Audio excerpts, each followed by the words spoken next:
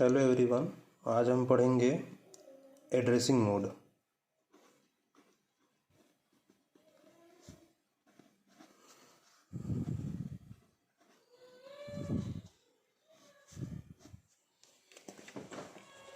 तो addressing mode means it is a method of accessing the data.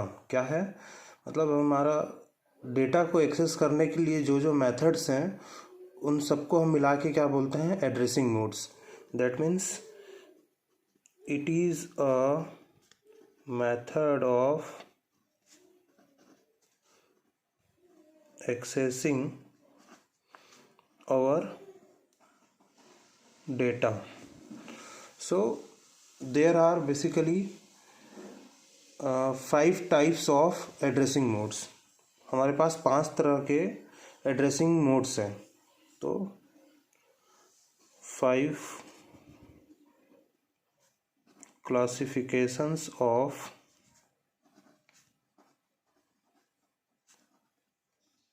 Addressing modes.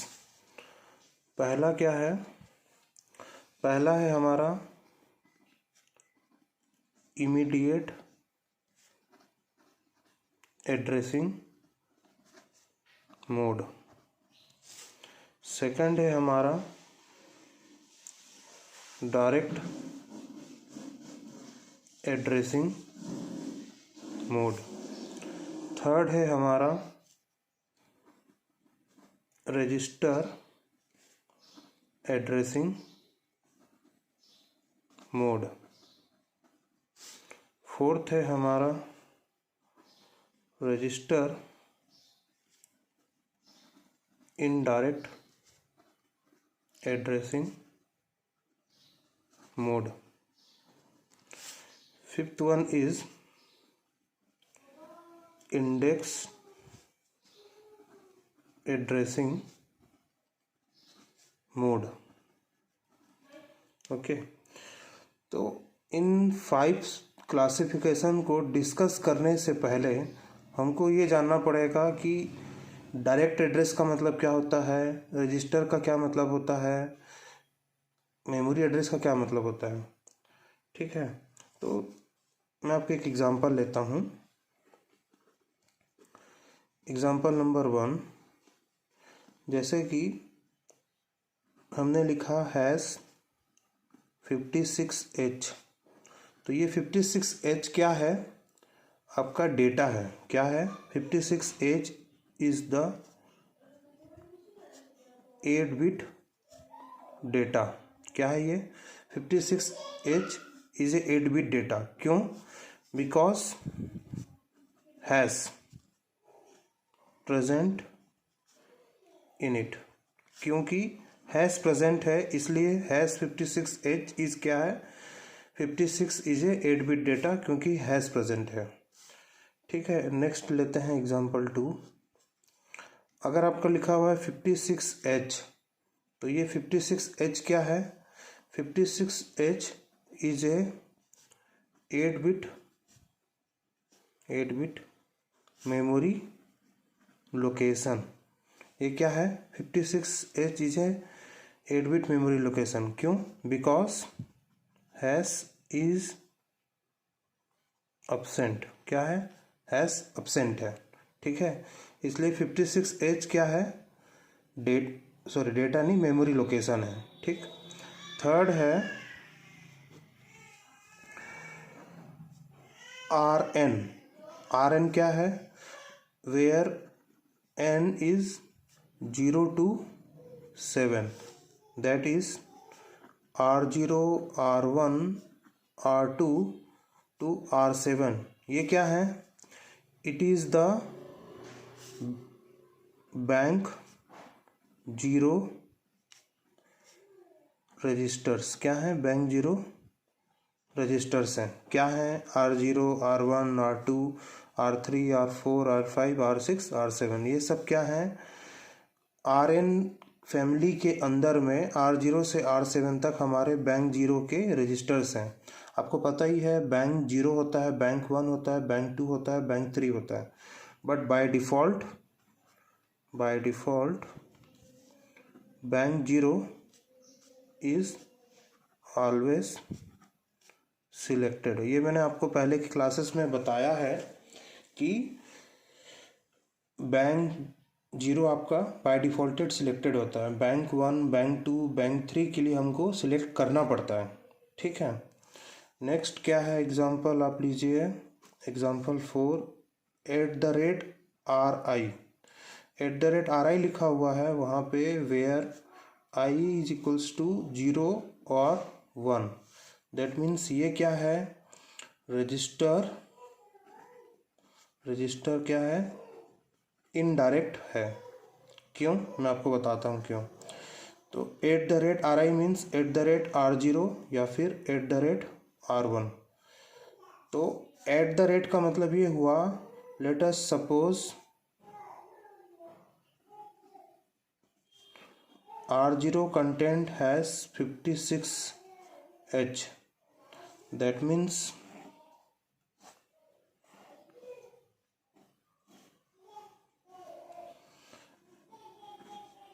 @R0 आपका क्या represent करेगा कि ये आपका है रैम, इसका लास्ट एड्रेस है 7FH, स्टार्टिंग एड्रेस है 00H, तो हमारा कहीं पर R0 है 56H। तो @R0 क्या रिप्रेजेंट करेगा कि जहाँ पे 56H हो उसके अंदर में R0 क्या डेटा जाएगा। जैसे मान लेते हैं कि 30H क्या है आपका डेटा है, तो अगर आप @R0 यूज़ करोगे तो 56H क्या है @R0, यानी कि 56H के अंदर में आपका क्या डेटा जाएगा 30H। ठीक है, मान लो अगर ये क्लियर नहीं हुआ है तो अभी सुनते जाओ, अभी आगे और क्लियर हो जाएगा। R0 के अंदर में है 56H, बट @R0 क्या है, @R0 means at the memory location of R0 content, क्या, at the memory location of R0 content. R0 का जो कंटेंट है वही मेमोरी लोकेशन बन रहा है @R0 के लिए। तो R0 का कंटेंट है 56H, तो वही मेमोरी लोकेशन बन गया @R0 के लिए। दैट मीन्स 56H क्या बन गया, मेमोरी लोकेशन। उसके अंदर क्या डेटा डालना है 30H, तो ये 30H डेटा, समझ गए। ये इसका मतलब हुआ @RI का।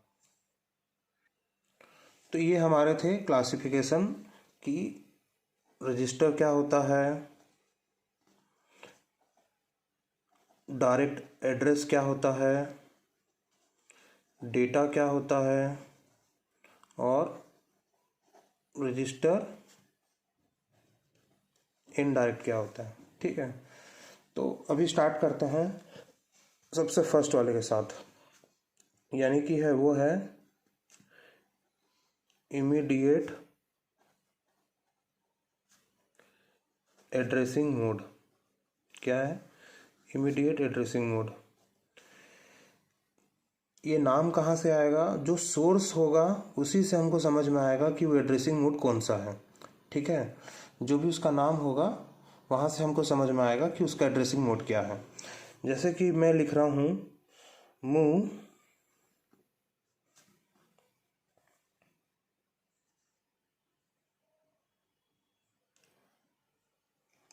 R0 has 23H। तो ये जो 23H है, दिस इज क्या है, ये सोर्स है। क्या है, सोर्स है। और ये R0 क्या है, ये है आपका डेस्टिनेशन। सो हमारा डेटा मूवमेंट कहाँ से होगा, डेटा मूवमेंट होगा फ्रॉम सोर्स टू डेस्टिनेशन। कहाँ से मूवमेंट होगा, data movement from source to destination. तो आप एज्यूम कीजिए कि ये आपका रैम है, ये क्या है आपका रैम है। रैम का स्टार्टिंग लोकेशन है, एड्रेस लोकेशन है 00H, लास्ट लोकेशन है 7FH। ठीक है, तो ये हैज़ 23H का मतलब मैंने आपको पहले ही बताया था डेटा। तो ये क्या है, डायरेक्टली इमीडिएट डेटा है, इसलिए इसका नाम है इमीडिएट एड्रेसिंग मोड। मैंने आपको बोला है कि हर एड्रेसिंग मोड का मतलब होता है उसके सोर्स से, सोर्स कैसा है। तो here the source is direct data, और डेटा क्या है, has 23H, has represents it is A data, so 23H is A data. तो 23H will be moved to R0 and the R0 content will be 23H। तो आपको पहले से पता है कि R0 R1 से लेकर के R7 is the default register of bank zero. So R0 का कंटेंट कहाँ पे होगा, ये होगा आपको R0 का कंटेंट, नेक्स्ट होता है R1 का कंटेंट, ऐसे करके ये R7 होता है। सो R0 का एड्रेस लोकेशन क्या होता है, 00H। So this 23H data will be move from to this 23H data will move to R0, so R0 content will be 23H। तो this is the case first,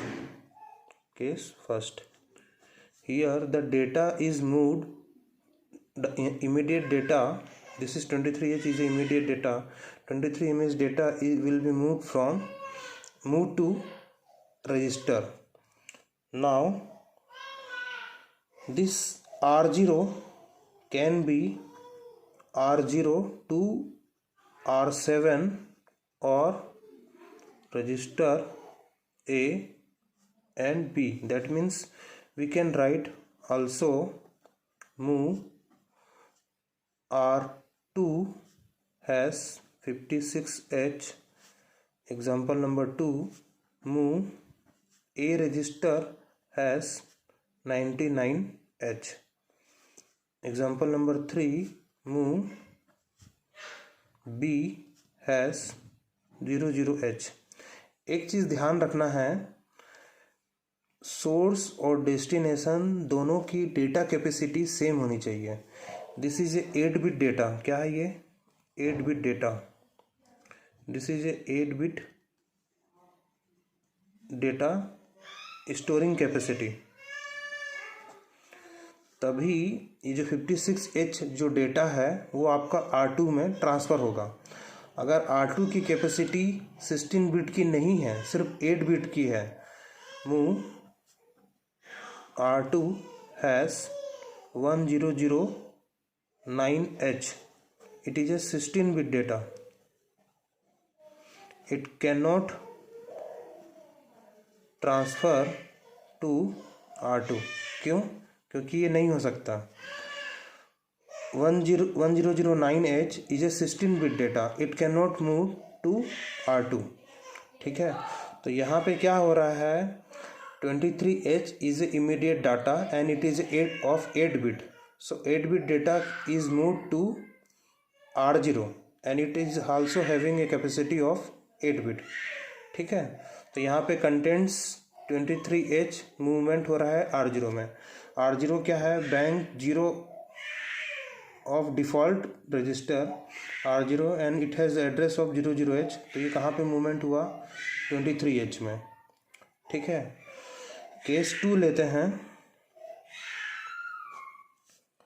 case 2 है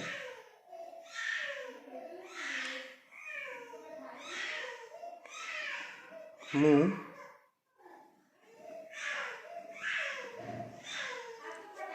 direct address has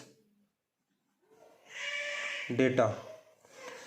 तो example ले लेते हैं, move direct address मतलब जिसमें बिना hash का हो। तो एग्जांपल ले लिए 56H, डेटा ले लिए 23H।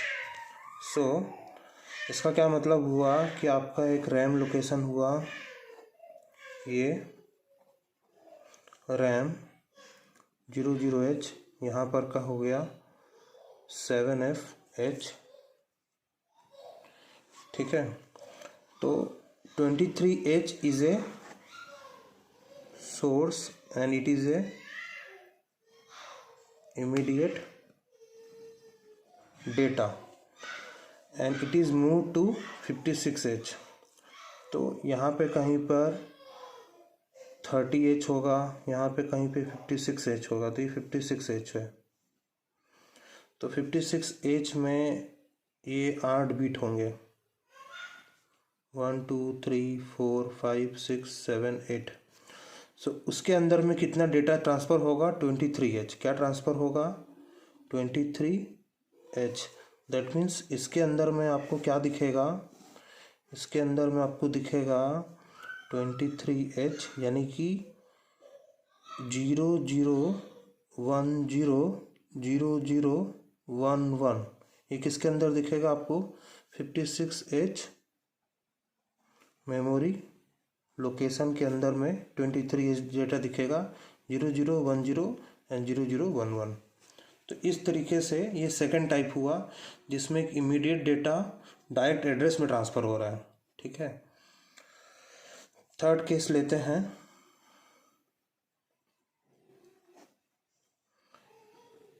Move @RI has data. तो एग्जाम्पल हो गया अपना मूव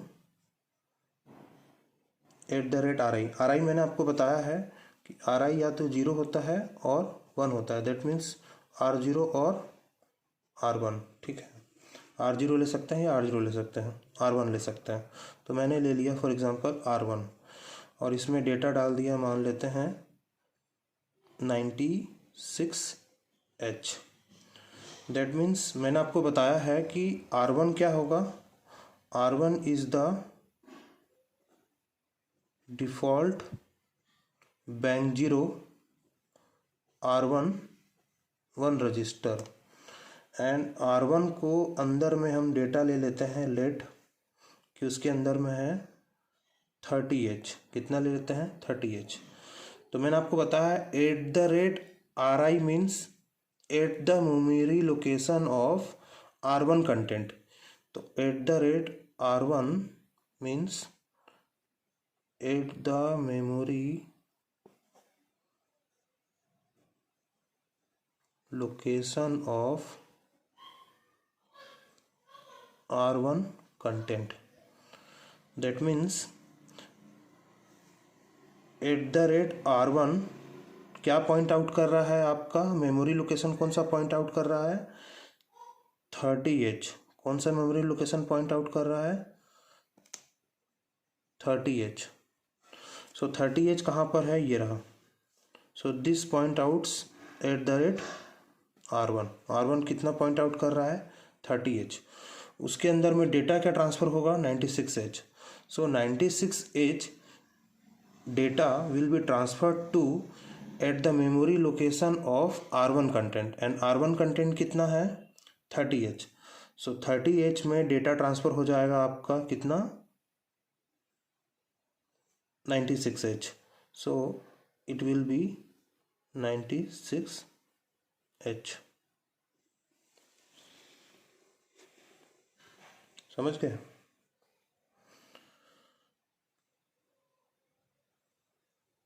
ठीक है। सेकेंड इज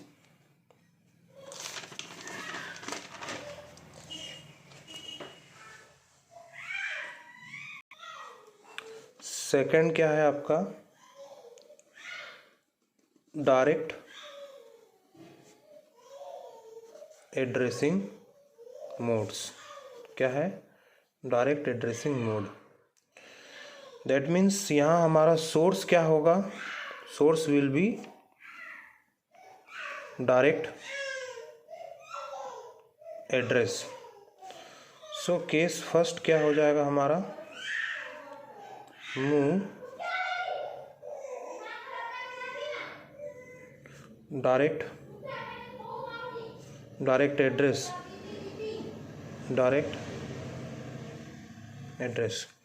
सो डेटा हमारा कहाँ से कहाँ ट्रांसफ़र होगा? डायरेक्ट एड्रेस से डायरेक्ट एड्रेस पे। तो एग्जांपल ले लिए,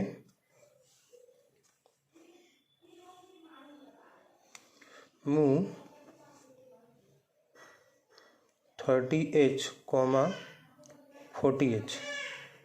This is source, this is destination, and both are direct memory addresses.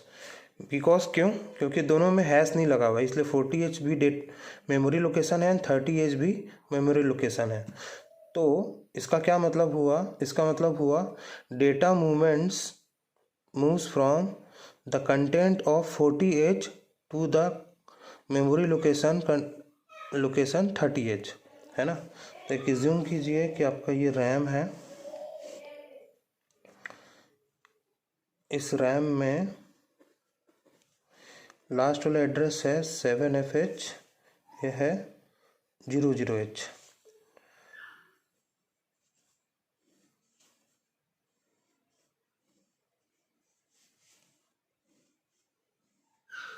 इनका कंटेंट कितना है? 8 बिट का. 4 5 6 7.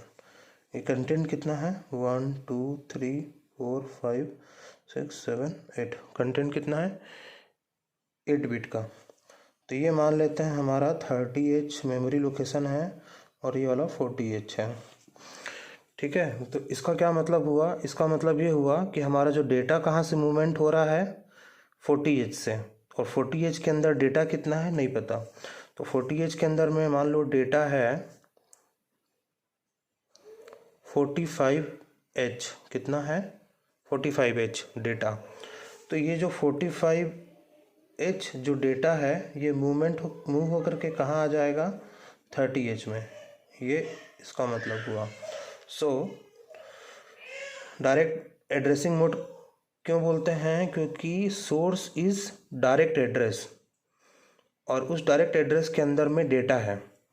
सो 40H के अंदर में डेटा हमारा 45H है. This will be move to memory location 30H. तो ये यहाँ मूवमेंट होके आ जाएगा यहाँ. केस 2,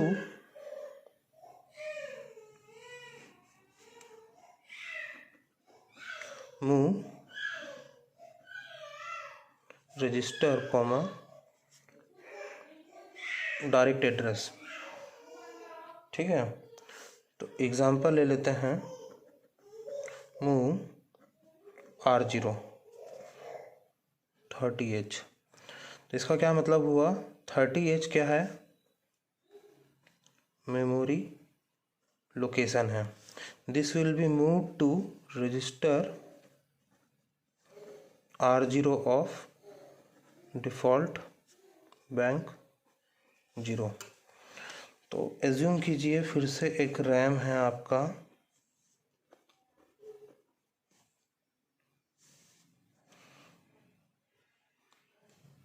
जिसमें है 00 और ये है 7FH. तो यहाँ पर कहीं पर है 30H. उस 30H का जो कंटेंट है मान लेते हैं 95H है. तो ये जो 95H कंटेंट है ये कहाँ आएगा? R0 में. एंड R0 का मेमोरी लोकेशन होता है 00H. ये हमने पिछले क्लासेस में पढ़ा है. तो ये जो 00H पे हमारा डेटा कहाँ से आएगा? 95H फ्रॉम 30H से ये चले जाएगा R0 के अंदर में. So this is the case 2 of direct addressing mode.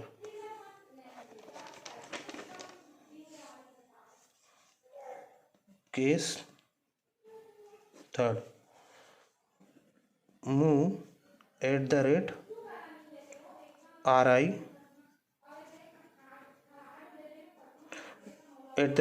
Direct address.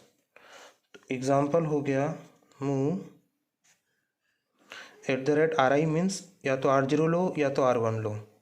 तो हमने ले लिया R0. डायरेक्ट एड्रेस ले लिया कुछ भी 56H.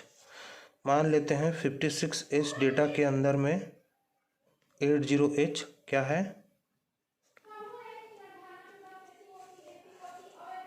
डेटा है. ठीक है. तो ये है रैम 00H से 7FH। इसके अंदर में है 56H मान लेते हैं, कहीं पर है, ये हो गया 56H। 56H है।